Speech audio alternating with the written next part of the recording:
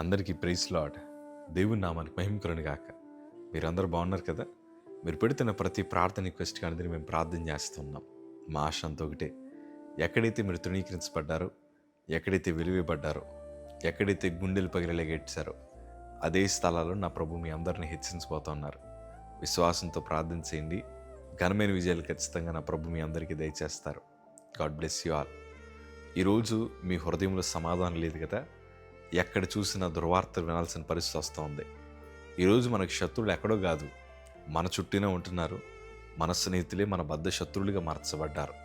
అందుకే ఎవరు నమ్మాలో ఎవరు నమ్మకూడదో తెలియని పరిస్థితి మధ్యన మనం జీవిస్తూ ఉన్నాం. ప్రియ సంగమా, మీరు జాగ్రత్తగా ఉండండి. మీరు ప్రతిరోజు ఎవరితో మాట్లాడుతున్నారు, ప్రతిరోజు ఎవరితో సహవాసం చేస్తున్నారు, ఇవన్నీ మీరు జాగ్రత్తగా ఆచితూచి మీ బ్రతుకులో అడుగులు వేసి సహవాసం చేయాలని ప్రభుపేట మనం చేస్తున్నాను. ఎందుకంటే ఇప్పుడు అందరూ వెన్నుపోటు పొడిచేవాడే చాలా ఎక్కువ మంది ఉన్నారు. దేవుని వాక్యంలో ఒక ప్రాముఖ్యమైన విషయాన్ని మీతో పంచుకోవడానికి ఆశపడుతున్నాను.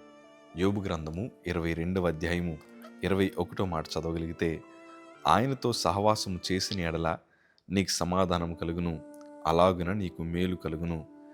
దేవునితో సహవాసం చేస్తే మన హృదయానికి సమాధానం కలుగుతుంది.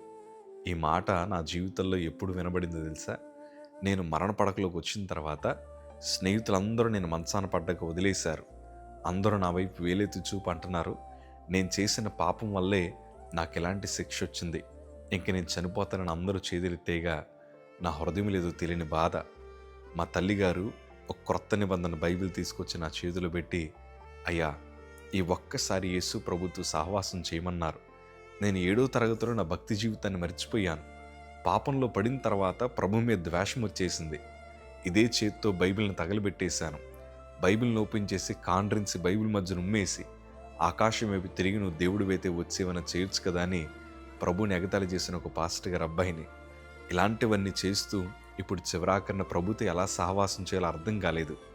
ఆ చిన్న బైబిల్ నా గుండెల మీద పెట్టుకొని ప్రాణభయం చేత ఆకాశం వైపు తిరిగి, అయ్యా నువ్వు దేవుడు అయితే నాతో మాట్లాడు, నా కోసం పుట్టేవని చెప్పారు, నా కోసం రక్తం కార్చిన దేవుడు అని చెప్పారని హృదయంలో నుంచి ప్రార్థిస్తుండగా నా రూమ్ నిండా గొప్ప వెలుగు చేత నింపబడింది. నాకు అప్పుడు అర్థమైంది ఏంటి తెలుసా? మనం ఆరాధిస్తున్న దేవుడు మనతో మాట్లాడగలిగిన వాడాయన. ఆ రోజు నుంచి ప్రభుతో సహవాసం చేయడం ప్రారంభించాను. దేవుని ఉన్నతమైన కృప ఈరోజు మీ ముందర సేవకుడిగా నిలబడ్డానికి దేవుడు కృప చూపించాడు. నా బ్రతుకులో మేలు చేసిన దేవుడు మీ బ్రతుకులో కూడా ఖచ్చితంగా మేలు చేస్తారు. ఎప్పుడు తెలుసా? దేవునితో సహవాసం చేసినప్పుడు మనం చాలా దగ్గరగా ప్రభువుకు బ్రతకాలని దేవుడు కోరుకుంటున్నాడు. ఆయన చేతుల్లో మన చేతులు పెట్టి, అయ్యా నువ్వు తప్ప నాకు వేరే ఆధారం లేదయ్యా అని మన హృదయాల్ని దేవునికి అప్పగించగలిగితే ఆయన మనల్ని మోసం చేసే దేవుడు కాదైనా. ప్రభు మన చేతులు పట్టుకుంటే ఆయన మన కీడు చేయడు, మేలు చేసే దేవుడు ఆయన. ఈరోజు మేము ఇలా బ్రతుకున్నామంటే అది కేవలం దేవుని కృప మాత్రమే. ప్రియ సంగమా, ఇప్పటిదాకా ఎంతోమంది చేతులు మీరు మోసపోయారు, ఎంతోమంది మిమ్మల్ని గాయపరిచారు, సొంత కుటుంబమే మీ కన్నీటికి కారణమయ్యారు. ఎవరినైతే ఎక్కువ ప్రేమించామో వారే మన హృదయాన్ని తన్ని ఈరోజు మనం కన్నీరు కార్చడానికి వారే కారణమయ్యారు. ఇంకెన్నాళ్ళు భరిస్తాం ఇలాంటివి? ఇంకెన్నాళ్ళు పదే పదే మోసపోతూ ఉంటాం? ప్రభు వైపు చూడండి. దేవుడు మీకు మేలు చేయాలని ఆశపడుతున్నాడు. ఆయనతో సహవాసం చేయండి. అబ్రహాము దేవుడితో సహవాసం చేశాడు. ఉన్నతమైన విశ్వాసవీరుడిగా నిలిచిపోయాడు. అతడు దేవుని చేత ఆశీర్వదించబడిన వాడిగా మార్చబడ్డాడు. ఈరోజు మీరు సహవాసం చేయండి. నా ప్రభు మిమ్మల్ని విడిచిపెట్టరు. మీ కుటుంబాన్ని ఎక్కడ హెచ్చించాలో, ఏ స్థితిలో పెట్టాలో నా ప్రభువు బాగా తెలుసు గనక ఆయన వైపు చూడండి. God bless you.